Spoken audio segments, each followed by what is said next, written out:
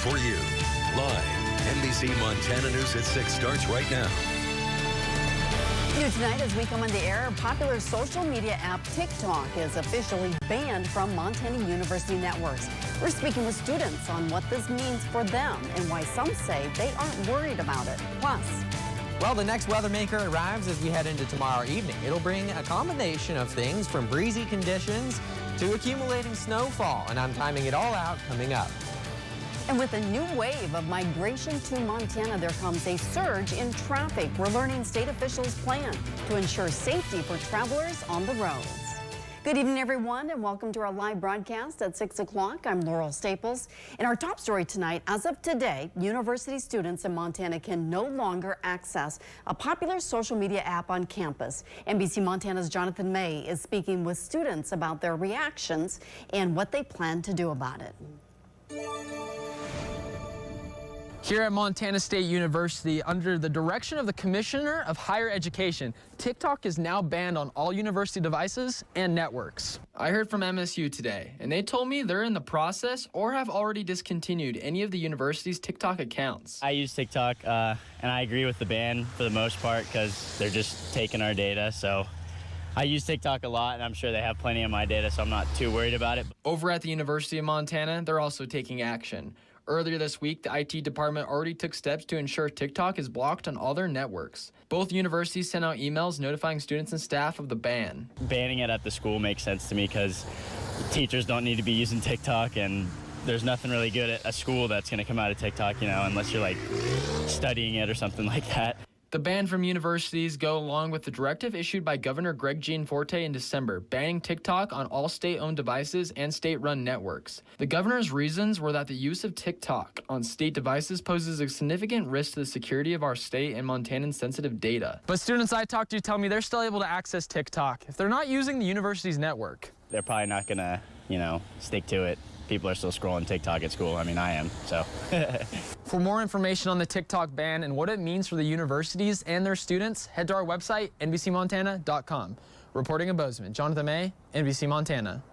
Happening today, climate activists rallied at the Capitol building in Helena. More than 250 people gathered inside the rotunda just outside the legislative chambers to call on state lawmakers in recognition of the Capitol's first Climate Advocacy Day. Many shared stories and spoke on issues like wildfires, flooding, and drought. The organization Montanans for a Livable Climate organized the event, hoping to inspire locals of all ages and backgrounds to engage in the democratic process and movement. On to the weather now. Fresh snow is pushing into Montana. Meteorologist Jed Kristoff joins us live from the Weather Center. And Jed, how soon will we see the next round of snow? Well, see, that's the thing. We're going to head into the majority of your day Saturday, and you're going to be like, where is this snow? We've got sunshine in store for us. It will be a beautiful day, but then Saturday overnight into your Sunday, that's when the snow will arrive, along with a cold front. And the main concern, not how much snow we see, but the wind in combination with the snow affecting your visibility. So, of course, I'll time that out in a second. 34 degrees in Missoula, 31 in Kalispell, 18 in Butte, 15 in Dillon, and 22 degrees in Bozeman. A quick look at radar and satellite just to show you our cloud cover slowly starting to clear out. So, yet again, patchy freezing fog will be a possibility as we head into tomorrow morning. But like I mentioned, we head into your afternoon. We've got some clear skies, some sunshine, but then here comes that snow overnight and into your Sunday. I'm timing it all out coming up. Laurel. All right, thanks, Jed. And just a reminder to download the NBC Montana weather app to your mobile devices to track those changes. It's free in your Apple or Android app store, and then the Severe Weather Alert team will keep you updated around the clock. New tonight, we're following up on the growth in travel in Montana and the goals to improve road safety. NBC Montana's Michael Sanaskoy breaks down more findings from a report by transportation experts.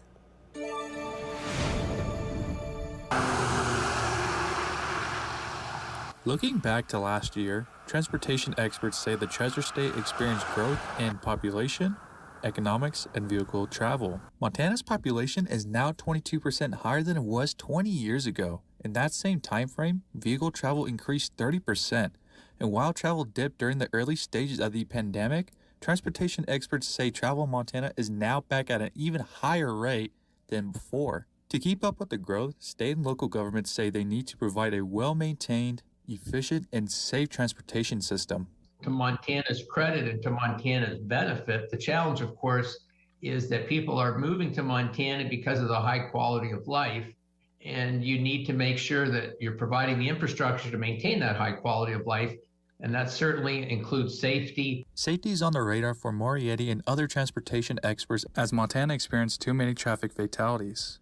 From 2017 to 2021, there were 1,008 traffic fatalities in the state, and that's around 200 traffic deaths a year.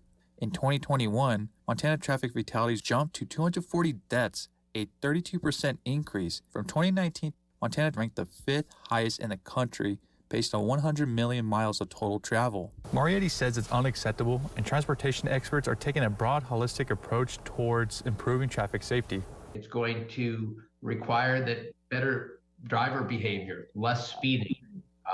Certainly that part falls on the drivers, but there's certainly an education and enforcement part to that. Officials say the overall goal is create safe drivers, roads, vehicles, speeds, and post-crash care. Morietti believes Montana is a desirable place to live and visit, but it's important to put the people's safety first to ensure the state's ongoing growth. It's absolutely vital that the state is working with all of its transportation and police agencies and healthcare agencies, and ultimately with the consent of the public, to create an environment where we see fatalities dropping from averaging over 200 a year, dropping eventually to 0. Reporting in Bozeman, Michael Santoskoy, NBC Montana. Meantime, the new wave of migration in Montana is just one hot topic at this year's Economic Outlook seminar. The Bureau of Business and Economic Research is touring across the Treasure State, focusing on inflation, strained labor and housing markets, the pandemic, and how it all ties into more people moving into the state. The seminar launches Monday and will visit 9 cities, including Missoula, Kalispell, Bozeman, Butte, Billings, and Helena. Registration is required. For a full list of locations and dates, head over to our website, NBCMontana.com.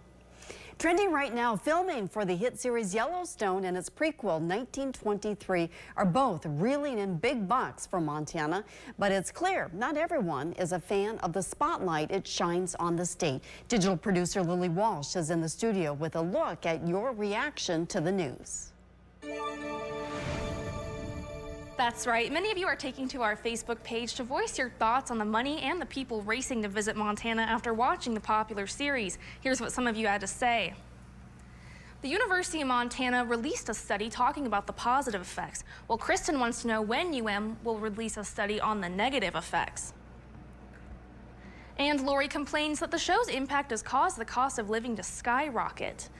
And turning to the show 1923 in Butte, Cynthia says prices are getting so high that lifetime and longtime residents can't afford to live there. And Dustin says Yellowstone completely destroyed the Bitterroots housing economy and can only hope that Butte doesn't suffer the same fate. While Matt says 1923 is intense and Harrison Ford is excellent as usual. Now we want to hear from you. You can head on over to our NBC Montana Facebook page and leave us a comment under both of these stories and let us know what you think. In studio, Lily Walsh, NBC Montana. In other news tonight, the Montana VA is hosting a virtual veterans experience next week. The event allows veterans to get one-on-one assistance with their VA benefits. They're encouraged to register by Sunday. Officials say with eligibility expansions from the PACT Act, it's a good time to see what the VA can do. Veterans will be able to speak to a live person on a wide array of topics. Some of those might include the status of a disability, a claim, or the status of an appeal, enrolling for VHA healthcare, veterans burial benefits, and just lots of different benefits available to veterans. The virtual appointments run Tuesday through Thursday. If you would like to sign up or learn more, head over to our website, NBCMontana.com. U.S. Senators John Tester and Steve Daines are pushing for the Biden administration to better address nursing home staffing shortages in rural areas. Both are working alongside senators from Wyoming and Colorado to ensure seniors in rural communities have access to quality long-term care. In an open letter to the Center for Medicare and Medicaid Services, the senators are discouraging the center from issuing staffing mandates for nursing homes and instead urge them to address significant workforce shortages. To read the senators' full letter, head over to NBCMontana.com. Coming up, Kevin Mackey takes us to St. Regis for a once-in-a-lifetime experience you don't want to miss. Coming up in our Montana Moment. Unique stories that define our state's character. Here's Kevin Mackey with this week's Montana Moment, brought to you by Montana Chevy Dealers. The great American storyteller Washington Irving once said of fishing, there is certainly something in angling that tends to produce a serenity of the mind. But it can be a serene experience just to watch fish. From St. Regis, Kevin Mackey has our Montana Moment. The late Jack Lincoln bought a gift shop in St. Regis in 1962. Since then, Montana Slim, his friendly cowboy, has passed on. But a major attraction that's delighted tourists and locals for generations remains. The tradition of having a fish display or a trout display. Jack's daughter Muffy and her husband Gary Bullock replaced Jack's original gift shop with a new one, plus a restaurant famous for its Huckleberry Shakes, a casino, convenience store, and fuel stop. And now 2 trout aquariums, both fed from an artesian well. One large aquarium that's about 2,000 gallons. And then we have a round aquarium that kids can get underneath and get inside, and there's about 500 gallons. The water's kept at 45 degrees. The smaller aquarium houses younger, smaller fish. The big tank is for the big guys. These tanks are made of acrylic. The original aquarium was concrete. The fish came from the river and the streams around here. He would pay local kids $1 an inch to bring in fish, and that's how the aquariums were stocked back then. That practice has changed. We don't do that anymore. All of our fish come from licensed fish, wildlife, and parks hatcheries. For many, visiting the aquarium is family tradition. We get a lot of joy out of hearing customers that say they came through with their parents when they were kids, and their parents came through when they were kids. Kids especially pay attention to the signs advertising the Trout Aquarium off exit 33 on I-90. For many, it's the first place they head. It's a chance to obtain a basic trout education and to get a close-up look at 4 species of trout. Brown, brook, cutthroat, rainbow. Just fat fish. The aquarium does not stock bull trout because it's a protected species, but eventually it hopes to add Arctic grayling to the family. Nick Brannon takes care of the fish. Avid fisherman, so to be able to, walk up and, see these monster fish and being able to, feed them, clean their tank, watch after them, just gives you a peace of mind. Nick loves to watch them grow. He especially likes the little guys. I do. They're a lot more active in their growing process, trying to get fed as much as they do. They're more energetic. He gets all kinds of questions. What kind of fish are these? Where can I catch one? How big did they get? How long do they, live for? With no predators, they live between 4 to 8 years. But Nick says there is a pecking order. We've got some bullies in there, but same in the real world. It's, they're more protected here. Spending as much time with them as Nick does, he thinks they kind of know him. He is the food guy. They usually hide out in one spot, so they'll come out into, these little areas and, somewhat greet. The fish caretaker knows them. He talks to them. He'll even bring his kids in to see them on his days off. They're his friends. They are. I love them. But he doesn't name them. I don't name them because if they go, then I don't want to, oh, there goes, Brutus or, what have you. We just call them all big boys and, little guy. So why trout? That's what people come here to catch. That's what people are most familiar with, and really, they're probably the prettiest fish that we have in our local streams. We have fishermen that come in here and take a look at what they potentially could find at the end of their line. It's a relaxing way to spend time, peering into the mysterious world of fish. Kevin Mackey, NBC, Montana. If you want to watch this story again, or if you missed one of my previous stories, you can watch every Montana Moment in a special segment on our website at NBCMontana.com. Well, the majority of your Saturday will be otherwise pretty nice. Not a whole lot of cloud cover either. In fact, a good bit of sunshine for us, but that changes as we head into your Saturday evening. A cold front will move through. We're looking at breezy conditions and accumulating snow, and I'm timing it all out coming up. Weather Window, presented by the National Weather Desk. Several doorbell cameras captured a suspected meteor lighting up the sky near Tulsa, Oklahoma. Many people also heard a loud boom.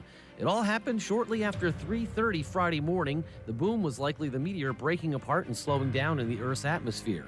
And the return of snow in Maine may have caught this cardinal off guard. Even more snow is expected there Sunday night. Want to see your weather photos and videos on TV? Click Chime In on this station's website to share. And now your NBC Montana Severe Weather Alert Team Forecast. It's another calm evening across western Montana. Winds are calm as well, 31 degrees in Kalispell, but across southwest portions of the state already dropping to the teens. Butte, Dillon, 22 degrees there in Bozeman. A quick look at Future Tracker. We'll head into tomorrow morning. The cloud cover will clear out a little bit further, so yet again we have that potential for some patchy freezing fog to kick off your Saturday. I don't really expect it to be very well widespread though. Once we head into your afternoon, I want to point something out. We actually have a really pretty nice day in store for us without very much cloud cover, so that means if you're heading up to the mountain, you've got a bluebird day, some sunshine, and an otherwise pretty enjoyable afternoon. But really that next weather maker is just on the doorstep Saturday afternoon. In fact, by 8 o'clock, far northwest Montana, we'll start to see some light snow showers begin to move in. Now this will be associated with a cold front that works through, so we're going to see that potential for some heavy bursts of snow along the leading edge of that cold front. Not really very concerned with the amounts of snow here. It's really the wind in combination with the snow that I'm primarily concerned with. And even though wind gusts aren't going to be really strong, we'll still see gusts 30-35 miles per hour, perhaps a little bit stronger in higher terrain. That is all it takes when you're talking some heavy bursts of snow, some wind, to really impact your visibility if you have any travel plans. This will primarily occur throughout the overnight hours. So notice the time here, midnight going into your Sunday. That's really the time period that will see the majority of the impacts. So if you have any travel plans, if you can, maybe get them done before we get closer to 10 p.m. Or if you do have travel plans for your Sunday morning, push them closer to Sunday mid-morning or late morning hours. In fact, by 5 a.m., still looking at those snow showers and breezy conditions. Now, once we head into your Sunday 10:30, things are improving a little bit, but winds will stay breezy throughout the day. And then we'll start to see some snow bands begin to develop for your afternoon hours, 3:30. You see that potential right here. Again, this will just continue to move through until we get closer to your Sunday evening, right around 11 p.m. The system's really beginning to push out of here just in time for your Monday morning. As far as those winds go, again, I mentioned gusts up to 30-35 miles per hour, but you notice in the higher terrain, we will see some stronger wind gusts. So for your Sunday afternoon, maybe you're heading up to the mountain, you will deal with, again, from some fresh snow for certain, but also some poor visibility as well. In fact, let's take a look at that visibility over our mountain passes, especially, like I mentioned, during that overnight time period. You can see it really impact passes like Lookout, Lolo, even Lost Trail, and eventually some of our southwest Montana mountain passes like Homestake and Bozeman as well, heading into your Sunday morning. So certainly use caution out there. Now, as we head into your Monday, skies will clear. We got an overall pretty nice day in store for us. Same thing for your Tuesday. Wednesday, Thursday, and Friday of next week, we've got more chances for snow in the forecast. Tonight, dropping to the single digits across southwest Montana. Right at 12 in Missoula, 19 degrees in Kalispell, and into the 20s and 30s as we head into tomorrow. Again, really a pretty nice day with sunshine. It's once we get beyond 9-10 p.m. that cold front begins to move through, bringing us the snow and bringing us the wind. So a high of 30 for your Sunday, breezy in Kalispell. Same thing there in Polson. Overnight low of 15 heading into your Monday morning. And we'll see that potential for a little bit more freezing fog to kick off your Monday. By the afternoon, not a concern. Missoula at 28 degrees, 29 in Hamilton, and temperatures staying right around that 30-degree mark for west central Montana, or right around in the upper 20s for southwest Montana. Butte and Bozeman, 29 for your Tuesday, 28 for your Tuesday, meanwhile in Bozeman. And then we get to your Wednesday, Thursday, and Friday, highs mainly into the 20s, and another few chances for snow showers. Now, your NBC Montana Sports Report. In sports tonight, a crosstown matchup in the Garden City. So let's head over to NBC Montana's Kelly Horzen with more in Missoula.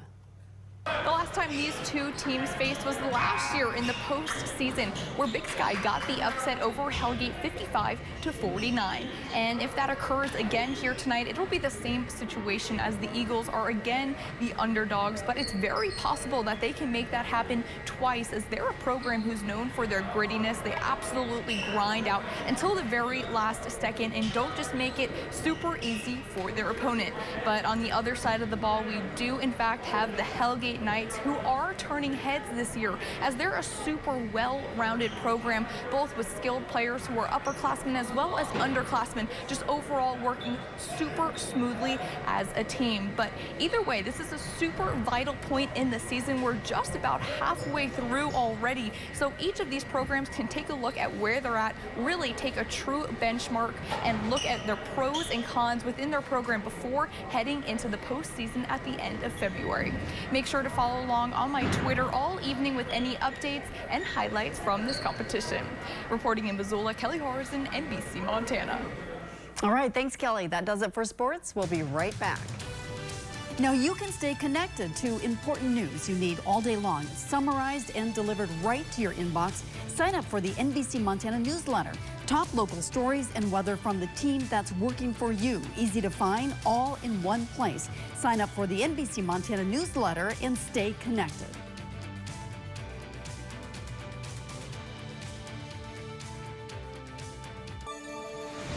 Coming up at 10 o'clock, a kid with a great memory and a love for maps. Our sister station in Seattle gives us a look into his story with Eric's Heroes.